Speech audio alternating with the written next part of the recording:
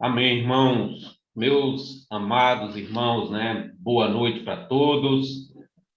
A graça e a paz de Cristo e que alegria, né? Estar mais uma vez aqui com os amados irmãos, né? Para compartilhar a palavra do Senhor. Ainda, né? Através desse aplicativo aí, ainda continuamos, né, nessa luta, nessa batalha. Confesso que preferiria estar aí, né, pessoalmente, né, com os amados irmãos, mas aprove a Deus, né, que fosse dessa maneira. E me sinto também feliz, né, por essa ocasião tão especial, nossa igreja aí completando 40 anos, né, de história, né, como igreja organizada, e são 40 anos de fato, né, irmãos, de muitas histórias, né, abençoadas por Deus, e nós louvamos, né, ao Senhor por isso, né, e me sinto também honrado, né, em estar aqui, né, fazendo, né, a abertura desse tempo de celebração, né, pelo que eu ouvi aí do pastor Edmond, vai ser festa o mês inteiro, né? Graças a Deus por isso. Amém? E como a gente não está podendo se reunir para comer, então os irmãos aí, o pastor, né, separa aí um garrote, um negócio para quando a gente puder, então, fazer um churrasco, né, para comemorar esses 40 anos aí. Não é não, Isaías? Então, ou uns 2 porcos gordos daqueles lá de Isaías, então já vai separando logo aí, tá bom? Para a gente fazer esse churrasco aí de comemoração, né? Tô sentindo que Isaías vai já pela fé aí doar um aí pelo menos, então vai ser uma festa. Mas, queridos, que alegria, né? Que prazer estar com os irmãos. Amém? Eu quero convidar você a abrir, né, a sua Bíblia no livro dos Salmos, né? O Salmo de número 126, certo? Salmo bem conhecido nosso, é o Salmo 126, mas achei que seria um salmo assim muito pertinente, muito apropriado, né, para esse tempo de celebração, comemoração, né, 40 anos de história, né, dessa igreja, né, um tempo também assim de gratidão ao Senhor, né, por tudo isso. Então, o Salmo 126, tá certo? Eu quero convidar você a abrir aí a sua Bíblia nesse Salmo, Salmo 126, que diz assim, né? O Salmo de número 126, né? Quando o Senhor restaurou a sorte de Sião, ficamos como quem sonha. Então a nossa boca se encheu de riso e a nossa língua de júbilo. Então, entre as nações se dizia: grandes coisas o Senhor tem feito por eles. Com efeito, grandes coisas fez o Senhor por nós, por isso estamos alegres. Restaura, Senhor, a nossa sorte, como as torrentes do Neguebe. Os que com lágrimas semeiam, com júbilo ceifarão. Quem sai andando e chorando, enquanto semeia, voltará com júbilo, trazendo os seus feixes. Amém. Glória a Deus, né, pela leitura da sua palavra. E o Senhor, né, continue nos abençoando nessa noite, né, e falando, né, de uma maneira muito especial ao nosso coração. Amém? Pastor Gilvan já orou aí, né, apresentando a nossa vida, e de fato nós dependemos totalmente, né, da graça do Senhor, e da direção do Espírito Santo, né? Que Deus nos abençoe em nome de Jesus. Amém? Meus queridos, como eu disse, esse é um salmo muito conhecido, né? De todos os irmãos da igreja. Esse salmo aí, né? É dado a ele um título, né? É Consolo para os que choram. E embaixo desse título tem escrito assim, né?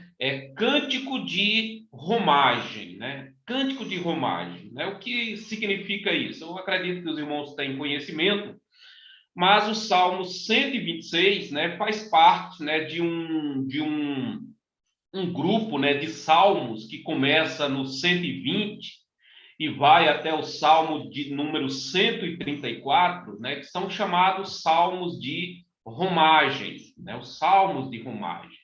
Essa palavra romagem, né, tem a ver com romeiro, com romaria, né, e é uma expressão muito conhecida, né, dos amados irmãos nessa questão de romaria, né, de fazer uma romaria, uma peregrinação, né, a um determinado lugar sagrado.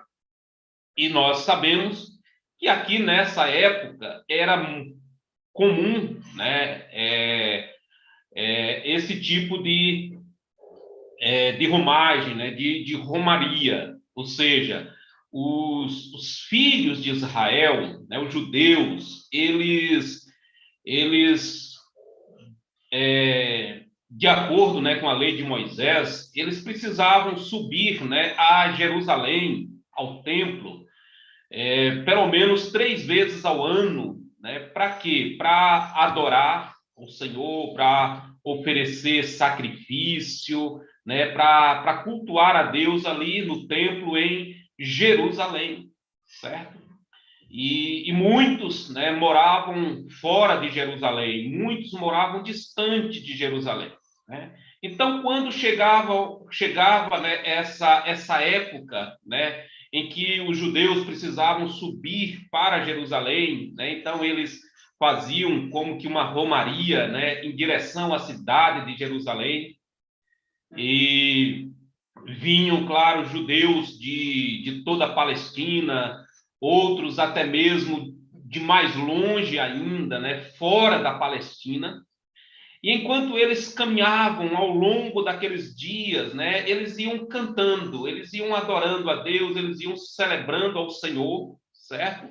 E eles faziam isso através de quê? Através desses salmos, né? Então, esses salmos, na verdade, eram cânticos, né, que eram entoados, né, pelos judeus durante esse período de caminhada, de peregrinação até Jerusalém, até o templo, para participar das festas, né, que haviam 3 principais instituídas, e eles iam participar da festa, adorar o Senhor, oferecer sacrifícios, certo? E durante toda essa caminhada, eles se utilizavam desses textos sagrados, desses cânticos, para ir adorando, exaltando o nome do Senhor, né? Por isso, cânticos de romagem, certo? Guardando talvez as devidas proporções também, era mais ou menos, os irmãos se lembram aí, né? Nosso tempo aí de adolescência, de juventude, né? Quando a gente ia para os encontrões, né? Nas outras igrejas, e aí todo mundo subia em cima do caminhão, e aí aquela festa, né, irmãos, indo, né, para Lapão, indo para Irecê, indo para Ibititá, e a gente ia cantando, louvando ao Senhor, participávamos de cultos abençoados, voltávamos mais alegres ainda, cantando, exaltando o nome do Senhor, né? Então, isso a gente fazia no percurso, né? Enquanto a gente ia em direção àquele local onde haveria aquela celebração. Então, o povo de Israel fazia dessa forma, só que eles vinham de muito longe, né? Eles vinham de regiões onde eles precisavam caminhar vários dias, né? Eles não iam em cima de caminhões, eles iam andando mesmo, ou talvez montados em animais. E durante esse período já iam louvando, adorando o nome do Senhor. Então, esses são os cânticos de romagem. O Salmo 126, certo? De uma maneira mais específica, ele faz uma referência, né, a saída do povo de Israel do cativeiro, né? Quando o salmista diz aqui, quando o Senhor restaurou a sorte de Sião, né? Ficamos como quem sonha. Então, eles estão se lembrando, né, daquilo que o Senhor havia feito no passado, né? A forma maravilhosa como Deus os havia libertado do cativeiro babilônico. Mas o coração, o centro desse salmo, na verdade, é uma oração, é um desejo, né, do coração dos filhos de Israel, dos judeus, né, para que Deus estivesse aí restaurando, né, a sua sorte naqueles dias, né? Está no versículo de número 4, essa oração. Restaura, Senhor, a nossa sorte como as torrentes do Negueb, né? Restaura, Senhor, a nossa sorte como as torrentes do Negueb.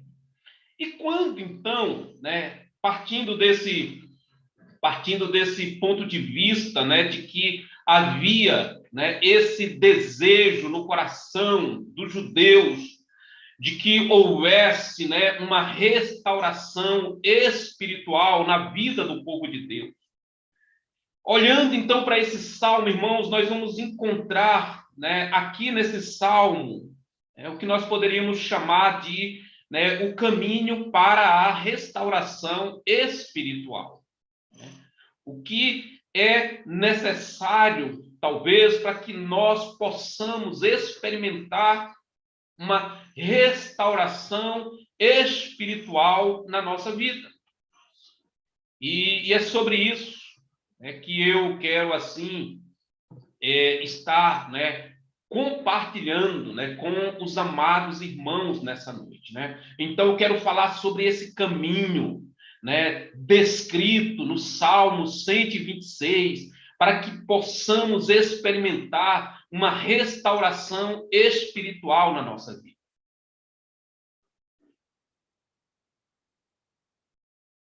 E quando nós, então, olhamos para o Salmo, nós encontramos, então, aqui alguns princípios fundamentais para que isso possa, de fato, acontecer. Quais são eles? Irmãos, se nós queremos, né, restauração espiritual, tanto coletiva, ou seja, para a igreja, para o povo de Deus, mas também uma restauração espiritual individual, particular, pessoal. Primeira lição que esse texto nos ensina é que nós precisamos, sabe, olhar, né, olhar com gratidão, principalmente isso, com gratidão, para o que Deus fez no passado. Olhar com gratidão, né, para aquilo que Deus fez no passado, na nossa vida e no nosso meio. E foi isso, e era isso que os filhos de Israel estavam fazendo, né, quando entoavam esse cântico. Eles estavam recordando aquilo que o Senhor havia feito na vida do seu povo. Os irmãos se lembram que eu disse que eles estavam fazendo menção à libertação do cativeiro. E no versículo 1 até o versículo de número 3, nós vamos encontrar, né, os judeus dizendo, olha, quando o Senhor restaurou a sorte de Sião. Então, tempo de libertação. Aquela ocasião em que eles saíram do cativeiro babilônico. Eles dizem assim, quando isso aconteceu, nós ficamos como quem sonha. Parecia um sonho o que estava acontecendo. Então a nossa boca ela se encheu de riso e a nossa língua de júbilo. Então entre as nações se dizia, grandes coisas o Senhor tem feito por eles. Com efeito, grandes coisas fez o Senhor por nós. Por isso estamos alegres.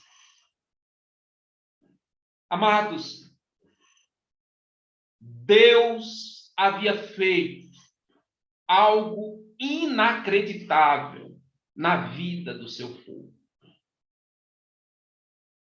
O que Deus fez foi algo tão especial, que o texto diz que eles ficaram como quem sonha. Eles não imaginavam que aquilo de fato poderia realmente acontecer, mas aconteceu. Porque Deus havia prometido que eles iriam para o cativeiro, mas depois de 70 anos eles seriam libertos do cativeiro.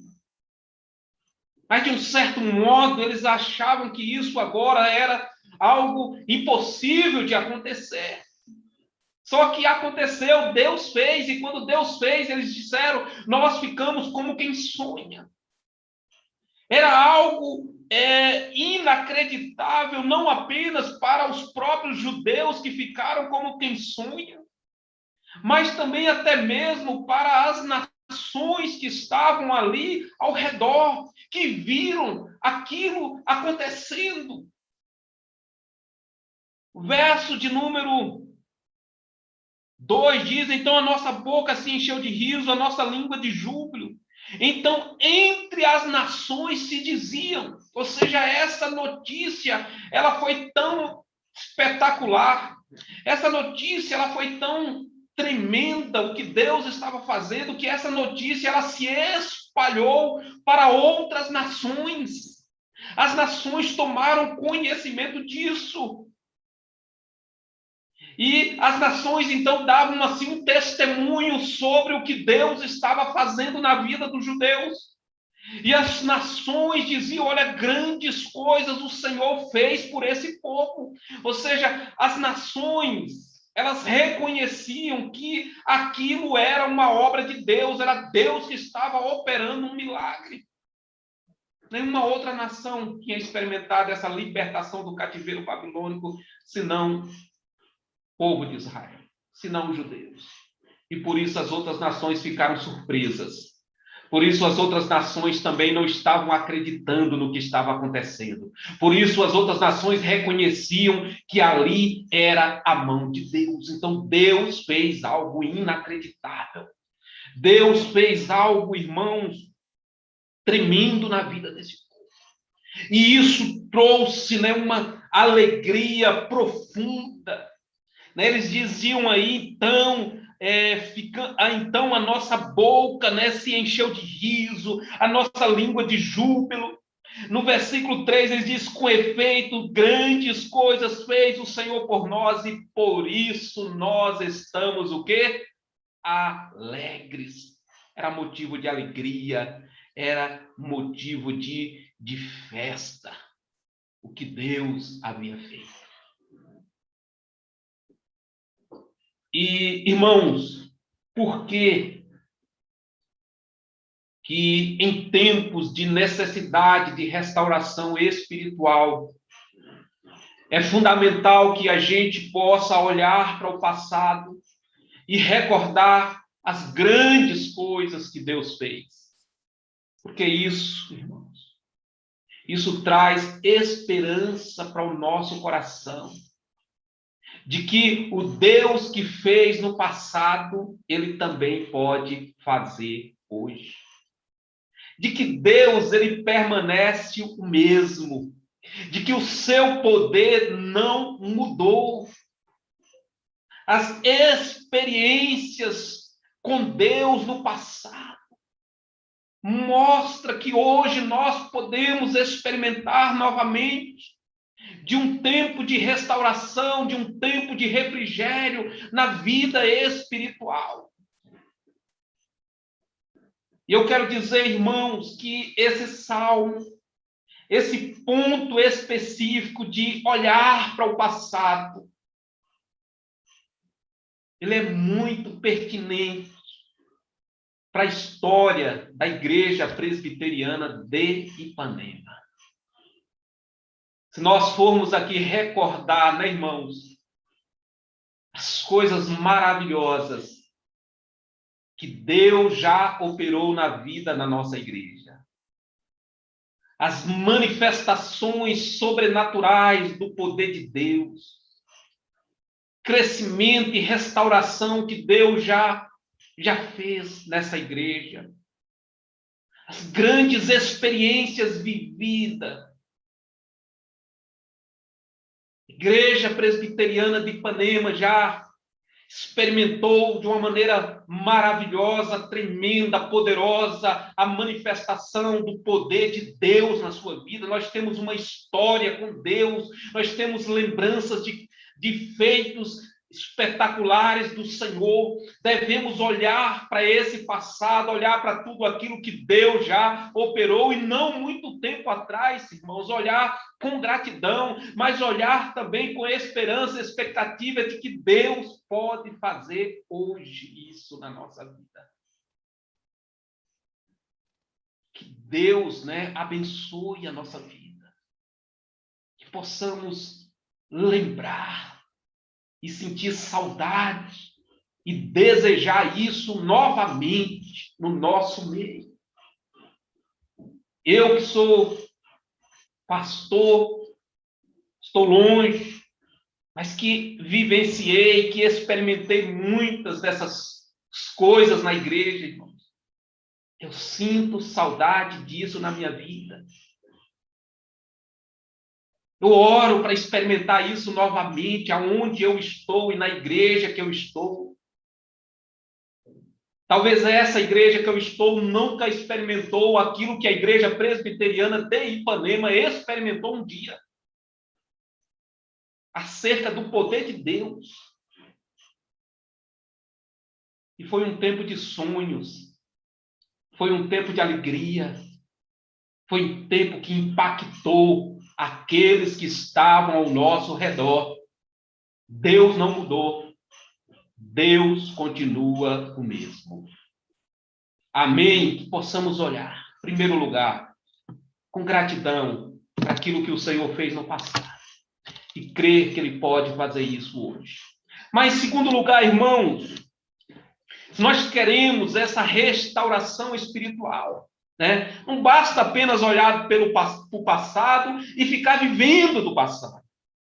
Que é preciso, irmãos, orar com fé para que Deus faça hoje. Precisamos orar com fé para que Deus faça hoje. E é isso que eles fizeram, e é isso que eles estavam fazendo aqui nesse salmo. Eles estavam recordando o passado, lembrando da libertação do cativeiro babilônico, mas hoje, no presente deles lá, no versículo de número 4, eles estavam fazendo uma oração, eles estavam levantando um clamor a Deus, e esse verso 4 é um clamor ao Senhor. Eles diziam: olha, restaura, Senhor, a nossa sorte, como as torrentes do Negueb. Restaura.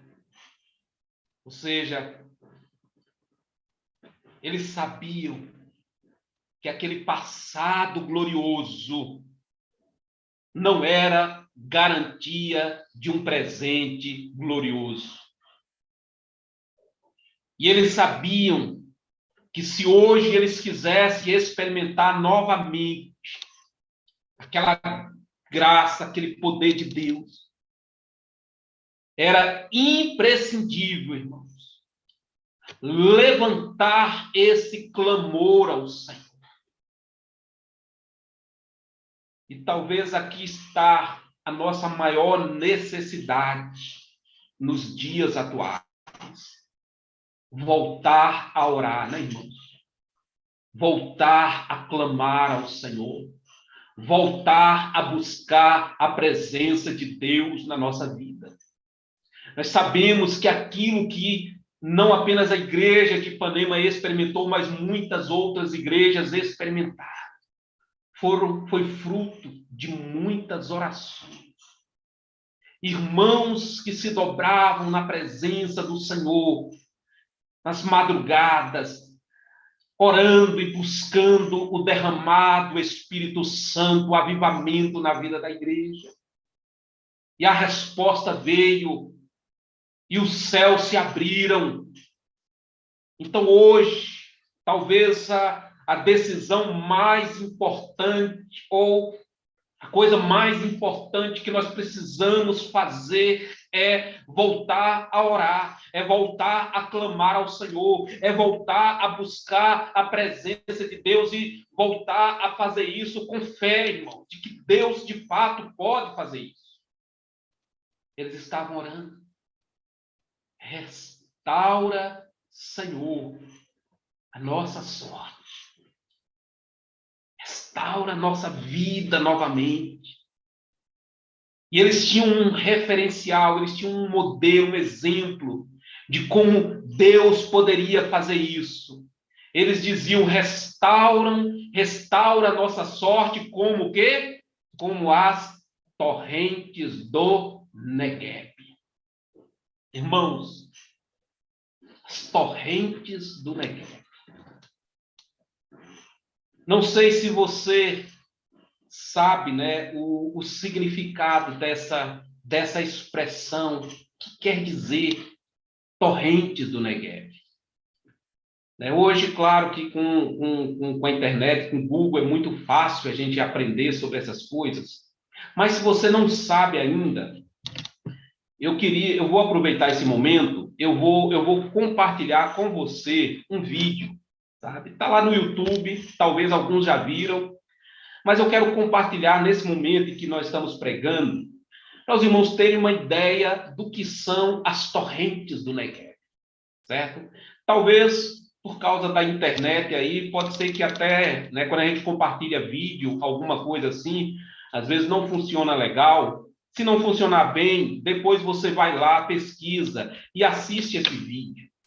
Olha a oração que os filhos de Israel estavam fazendo a Deus.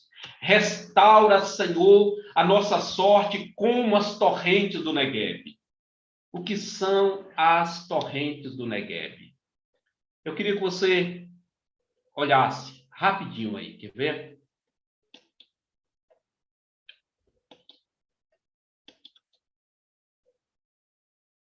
Se não estiver passando aí, vocês me avisam, né? Se não tiver áudio, alguma coisa, mas eu vou passar aqui, viu?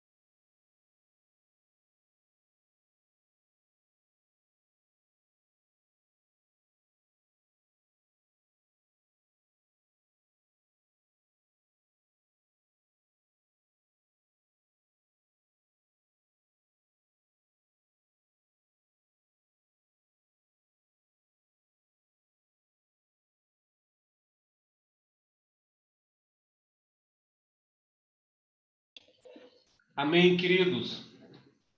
É isso que o povo de Israel tinha em mente. Eles estavam se sentindo, né, como esse deserto, como essa terra seca, mas que em determinado momento do ano a água vinha, encharcava. Só um minutinho, irmão, deixa eu desligar aqui que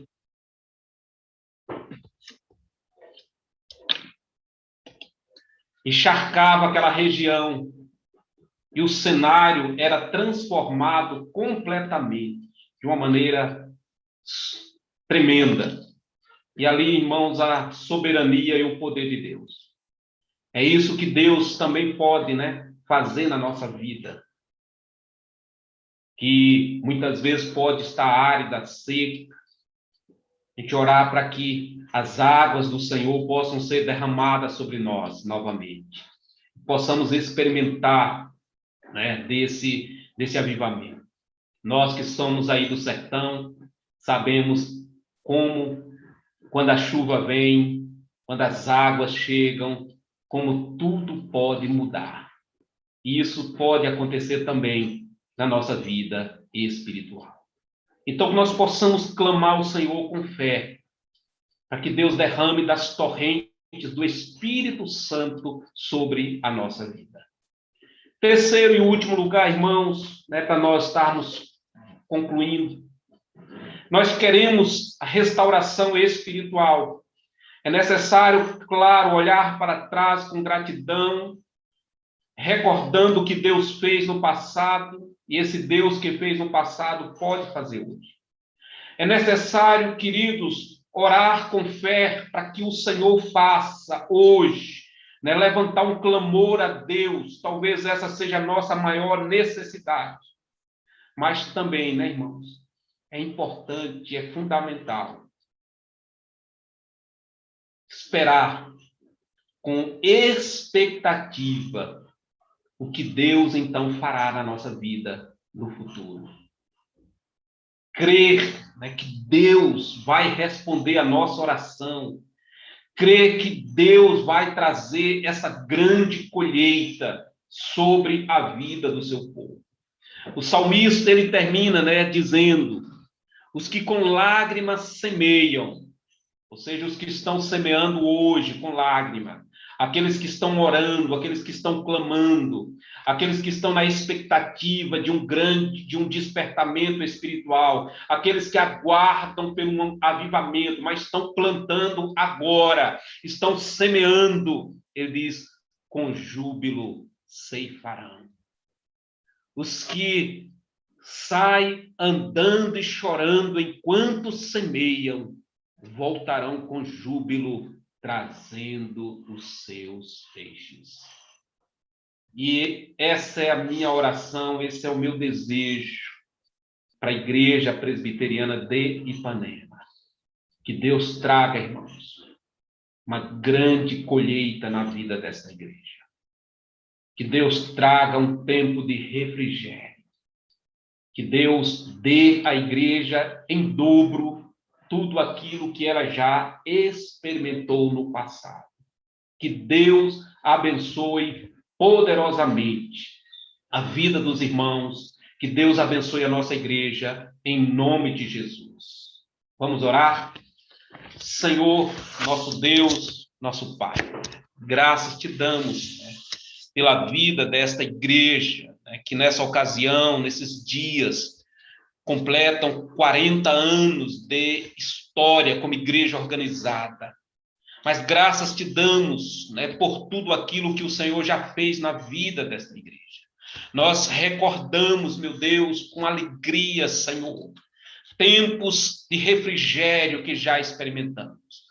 Mas cremos que o Deus que fez no passado pode fazer hoje também. E eu oro para que o Senhor abençoe essa igreja, eu oro para que o Senhor traga um despertamento na tua igreja, eu oro que o Senhor esteja incomodando o teu povo nesses dias para voltar a orar, a clamar e a buscar a face do Senhor. E que o Senhor traga esse tão sonhado tempo de celebração, de colheita na vida dos teus filhos, meu Pai. Muito obrigado por esta noite, muito obrigado por esta oportunidade, muito obrigado pela palavra que fora ministrada ao nosso coração e que o Senhor continue abençoando a cada um, em nome de Jesus. Amém. Amém, queridos, que Deus abençoe a todos. Uma alegria estar novamente aqui com os amados irmãos, e eu quero retornar aí a palavra ao pastor Edmundo.